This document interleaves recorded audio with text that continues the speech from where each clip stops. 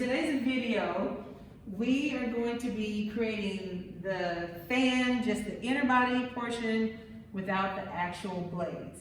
So it's important to know your dimensions, and so I'll reference what's on the board as I am creating it in Onshape. So the first thing you want to do is, and the most important thing you should know, we're going to start with this diameter first of 0.625 inches, and we're going to create it as a circle, and we're going to use the top view to do that.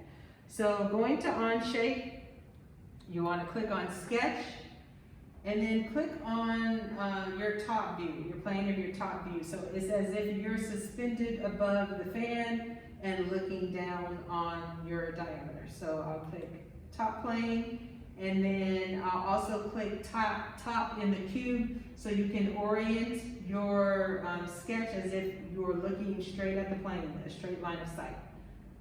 So click top. So again, going back to this 0.625, your diameter, you are going to make the circle. We'll just go ahead, so everyone can stay oriented, is just use the center point where all the lines intersect or come together at a point, and then we'll make a circle. So what you do, once you click on that center point and drag out your circle, click one time. That will allow you to type in your diameter of 0.625 and then hit enter. Okay, so you should have a circle that looks just like that.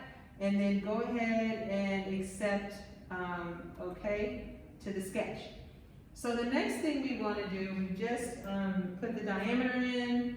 I want to go ahead now, we want to insert this reference point. This is the highest point on your fan. So we're really focusing on this upper dome piece is what we're going to be focusing on.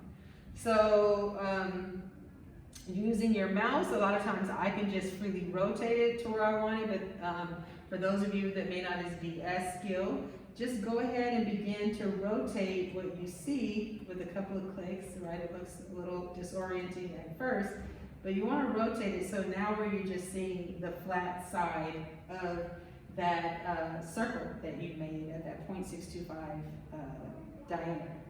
So again, we want to insert that highest peak on the fan using that reference point, and we will do that by clicking on Sketch.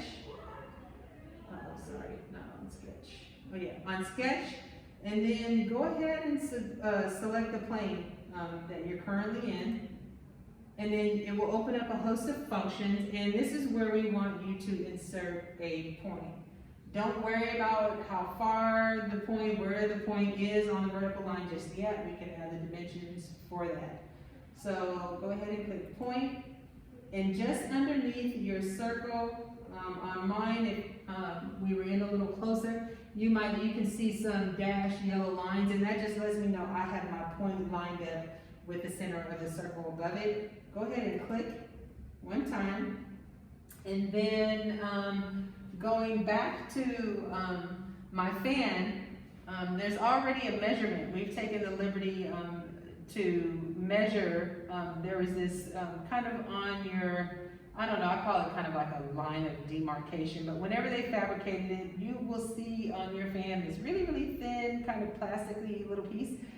We've measured from that area to the highest point on the fan at 0.176. This is where now in Inventor, we are going to now let Inventor know how high you want the dome of your peak to be. And we do that by adding a dimension. So again, at your top ribbon, you see there where it says dimension. We want you to click on that. Go back to the center point of your circle that you created in your first sketch. Click it.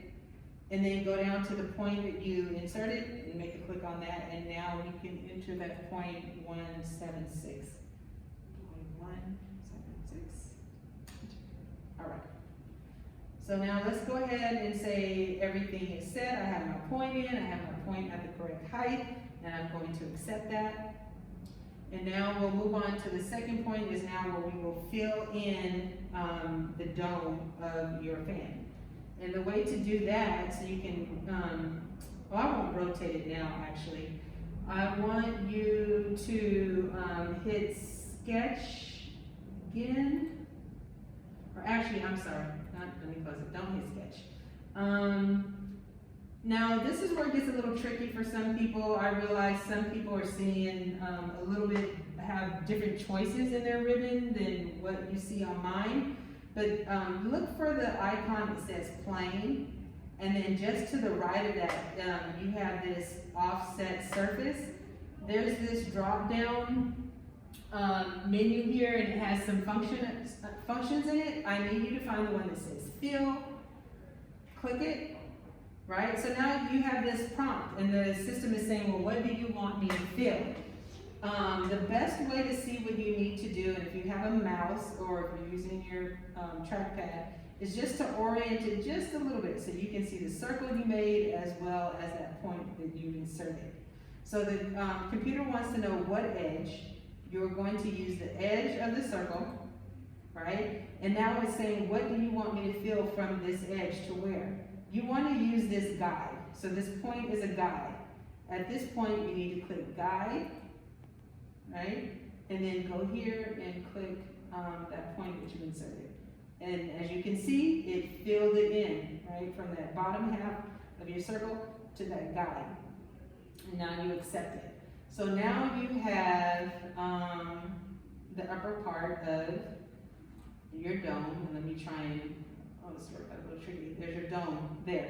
So again, this is just a portion of the center of that fan. So now that this is done, you still have this extending piece, which we've already measured for you at 0.35.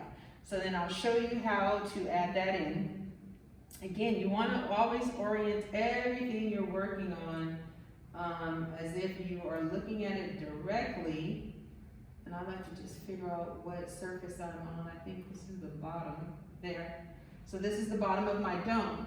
So if I'm creating the bottom half of my fan is the same width of that original circle that I made. So I'm just going to create another circle here at that same width at 0.625.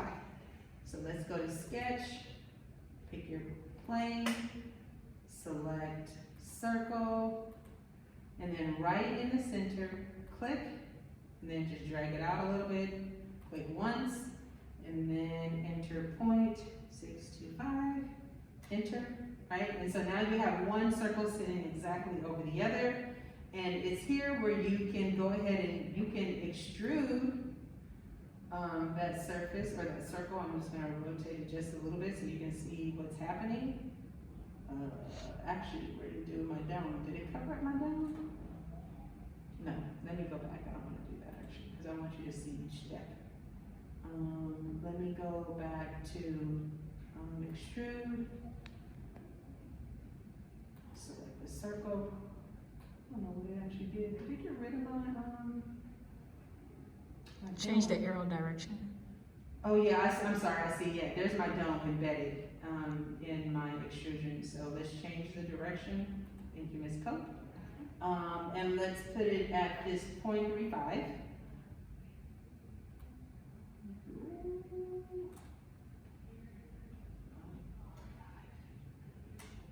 Okay, and accept that.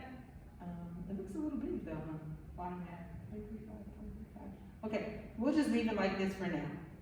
I don't know why, there we go.